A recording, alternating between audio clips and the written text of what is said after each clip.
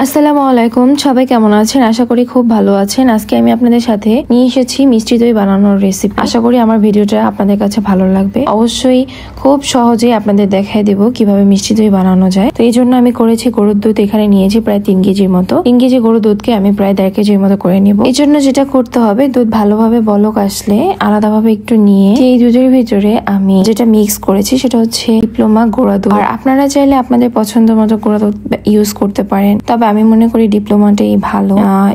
ভালো গ্রান, একটা অন্যরকম একটা ফ্লেভার আসে। তো এই জন্য আমি ভালো করে ডিপ্লোমা গুঁড়া দুধটা ভালো করে মিক্স করে নিচ্ছিলাম। তো এটা অবশ্যই ভালো করে মিক্স করে নিতে হবে, যাতে কোনো দানা দানা ভাব ভিতরে না থাকে। অবশ্যই এটা খেয়াল করতে হবে। তো আমি এই জন্য ভালো করে বারবার নাড়তেছিলাম। এই দুধটা ভালো করে মিক্স হয়ে গেলে পর্যায়ে আমি এটা আলাদা জায়গায় রেখে তারপরে যে দুধটা আমার কড়াইতে ছিল, আমি যেটা করব সেই দুধটা কিন্তু আমার ওদিক দিয়ে জাল হচ্ছে। তো আমি এই দুধটাকে আমি ওই দুধের ভিতরে ঢেলে দেব।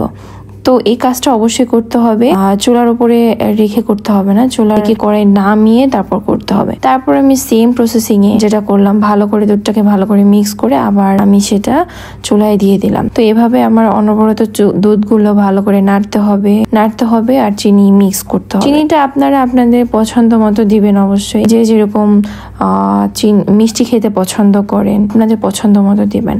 কারণ মিষ্টি দইটা অনেকে মিষ্টি প্রচুর পরিমাণে দিয়ে থাকে, কারণ অনেকের কাছে বেশি মিষ্টি ভালো লাগে, আবার অনেকের কাছে কম মিষ্টি ভালো লাগে। তো আপনাদের পছন্দ মতো আপনারা দিবেন।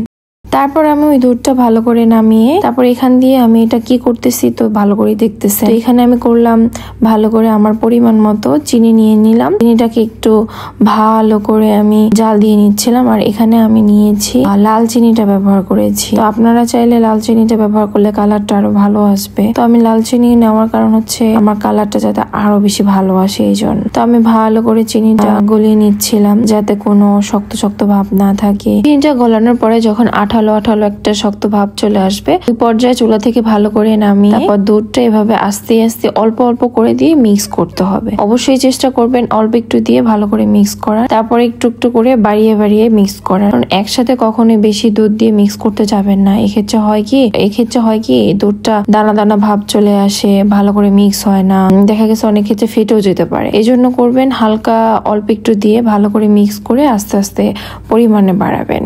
তারপরে আমি যেটা করলাম, এখানে আমি টক দই নিয়েছিলাম, আর টক দইটা ছাঁকনি দিয়ে ভালো করে ছেঁকে কিছুক্ষণ রাখবো যাতে অবশিষ্ট পানিগুলো নিচে ঝরে পড়ে যায়। আর এদিকে আবার সেই দুধটাকে আমি চুলায় দিয়ে দিয়েছি। আমি চাচ্ছিলাম দুধটা যেন আরো বেশি ঘন হয় আর খেতে আরো বেশি ইয়াম্মি লাগে।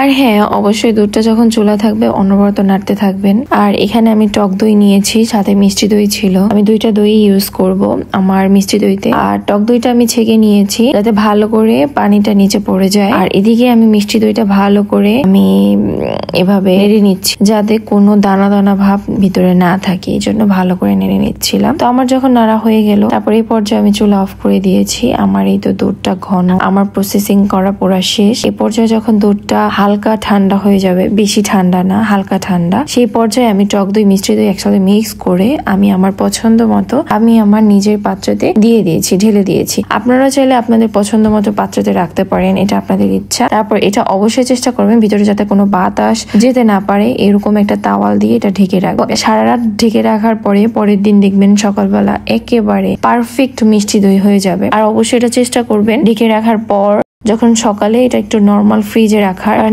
দই সব সময় ঠান্ডা ঠান্ডা খেতে বেশি ভালো লাগে আমার মতে, জানি না কার কেমন ইচ্ছা। আমি ফ্রিজ থেকে বের করে আমি এই তো নামিয়েছিলাম। তারপর আমি আমার মেয়েকে আমার শাশুড়িকে খাওয়াবো, টেস্ট করাবো যে আমার দইটা কেমন হয়েছে। আর আমার দইয়ের টেক্সচারটা দেখে আপনারা অবশ্যই বুঝতে পেরেছেন দইটা কতটা ইয়ামি হয়েছে।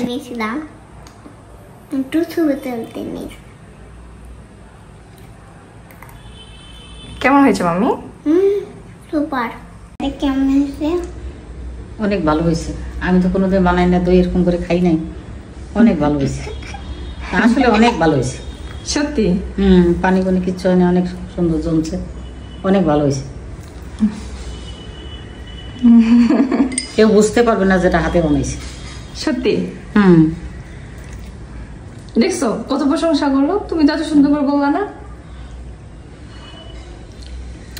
আমার শোনা পাখিটা। গাইস দেখুন, এই যে আমার মিষ্টি দই বানিয়েছি, কতটা ইয়ামি হয়েছে। বানামসা খেয়েছে, বানামসা অনেক প্রশংসা করেছে আমার, না মামি? অনেক মজা হয়েছে। ওই যে আমি খাচ্ছি, ওই যে আমার শাশুড়ি বসে বসে খাইতেছে। বানামসা খাওয়া অলরেডি শেষ।